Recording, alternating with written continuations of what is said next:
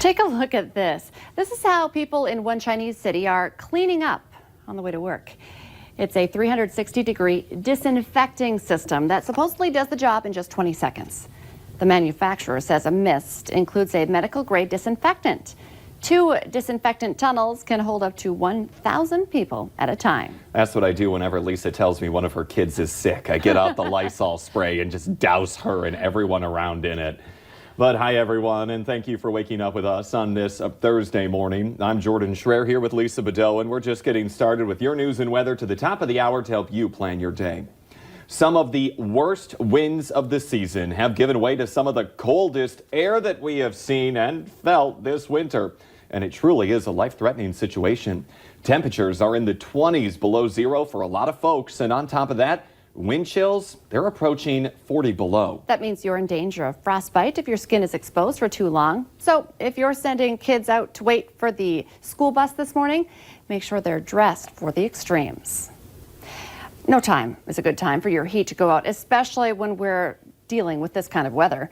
Furnace repair shops say they have been super busy, responding to both businesses and homes. If your heat is out for an extended period of time, it can mean water boiler and radiator lines freezing up, and that causes a lot of problems. Experts suggest getting maintenance on your furnace at least once a year and make sure the outside vents are clear of any snow and ice to keep the things running smoothly. To help prevent frozen pipes, experts suggest letting warm water drip overnight, insulating exposed water pipes, sealing cracks and gaps that could bring in cold air with insulation, and keeping your thermostat set above 55 degrees. It is now 6:52, and we're a hardy people up here, Lisa, but this morning, gosh, it's just cold. Right. And, you know, we acclimate to these kind of temperatures throughout the weekend, but that doesn't mean it's any safer for us to be out of these kind of temperatures. We still want to take these warnings and alerts seriously for the cold, and we are under a wind chill warning here in the valley. We're looking at this in covering the entire valley and beyond in purple here. So this is for much of the upper Midwest, and our warning in effect until noon today. The worst wind chills and temperatures will be during the morning hours right now. And we're looking at 33 below in Fosston at the moment. It's 21 below in Fargo and 22 below in Grand Forks. These are your temperatures. We're mainly in the 20s below in northwest Minnesota, where we've got that coldest core of air. And when we factor in those wind chills, it's even lower in some places. The wind has really eased up. So there's some places where we don't have much of a wind chill at this point, including Fargo and Grand Forks. But factor in a little bit, we're down to 43 below in Langdon right now for your wind chill there. And Fosston is at 48 below for your wind chill. So that's getting into that dangerous range. We're talking frostbite in a matter of minutes if you're not properly protected from these wind chills. Checking out your wind speeds, pretty light, 12 miles per hour or less, turning westerly here this morning. And your hour-by-hour planner. We've got lots of sunshine ahead of us today, perhaps a few clouds up in the northeast, but at least it will be nice and bright. Don't let it fool you, though. We know it's cold out there, and temperatures will start to climb after that sun rises. And by lunchtime, it'll start to feel a little bit more tolerable, still cold, and you don't want to get stuck out in this, but it does improve. We'll be closer to zero as we head into the afternoon hours today. But keep in mind, we'll still have a little bit of a breeze, so we're still going to have some wind chills that are tough.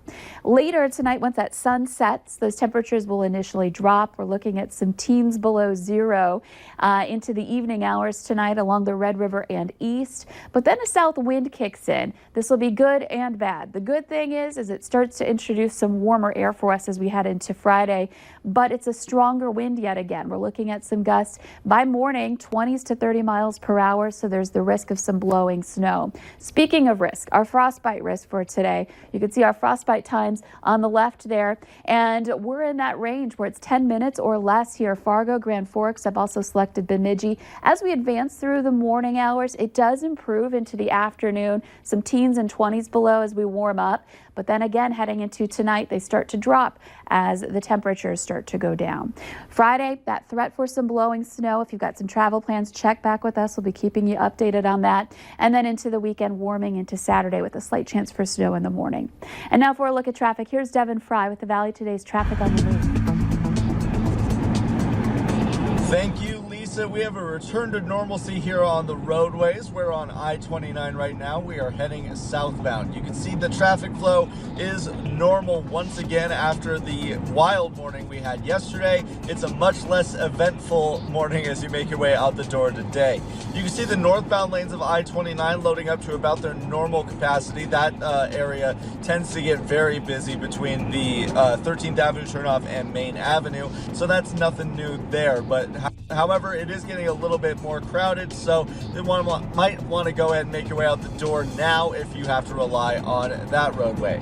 Here in the southbound lanes, things are moving fairly nicely. There's a little bit of a lineup up ahead, but overall around me, things are looking pretty ideal. Now, there was an accident this morning on 4th Street North and in the 1700 block of 4th Street North. That area was closed down for a little bit as crews worked to remove the crashed vehicles from the scene. So you're just going to want to take that into account as you make your way out the door today. It was a residential area, so not a lot of traffic flow through there. However, there are a few people who do rely on that roadway, so I just want to make sure that you all are aware of what's going on. We're going to keep checking out the roadways in the next hour on the Fargo CW, but for right now, for your traffic on the move, I'm Devin Fry. A Fargo mail carrier is credited with helping an elderly woman to safety at the height of yesterday's winter storm.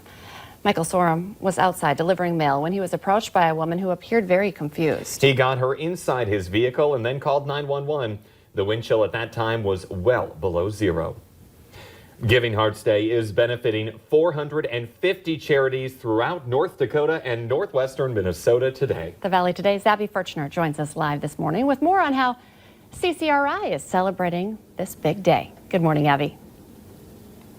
Yeah, good morning, Lisa and Jordan. Before we talk about CCRI's fun beach bash, we're getting a little warm and getting out of the cold today. We just want to talk about Giving Hearts Day, and that's why I'm here with Shannon Bach, who is Executive Director here at CCRI in Moorhead. And Shannon, what is Giving Hearts Day for CCRI, and why is it so important? It means so much for us because we get the opportunity to provide a lot of life-changing opportunities for the people that we support. What's funded through CCRI is basic care, so anything that comes in through donations provides those other opportunities for people, whether it's keeping people safe, the fun activities we do, all those extras that we have the opportunity to provide. A lot of things that people might not think about when living, you are able to survive, provide for some of your clients and people. Exactly. So we are really focused on safety right at this point in time. And safety might be things you might think about making accessible, like wider doorways or things like that. But it could be all about keeping someone safe in their environment. Like an outlet might prove to be a safety hazard for someone. So figuring out how to do something different with that. So important. I think it's just so important, and it just shows, where these funds from Giving Hearts Day is going, and it's to provide safety and homes for everyone in the community. And Jody Hudson, I'm here with the Development Director at CCRI in Moorhead. You guys have a fun event going on, though, to celebrate Giving Hearts Day. What are we going to be doing? We do. It's a beach party. Originally, it was a polar plunge, but Mother Nature has not cooperated. So in true CCRI fashion, we've turned lemons into lemonade, and we're inviting everybody to come and take an ice bucket challenge instead of a polar plunge. And we will have tropical smoothies, games, and all kinds of fun in a heated room. So I love the idea of heated room. Get out of the cold for a little bit today and celebrate Giving Hearts Day. Stop over at CCRI. The fun begins at 3:30 this afternoon. But to get into the spirit of all the fun and games, we're going to have a little hula hoop competition. So, ready? Are you guys ready? Yeah. Okay. 1, 2, 3. Oh, it looks like you've been practicing. Okay, that was like a tie. I think we all started to let it go downhill at the same time. Still not super great. I think you need to have some kids come over there and I don't know, is that something you lose the older you get? I mean, I didn't want to say it, but yeah, that was like 2 seconds. I swear it is. I swear it is.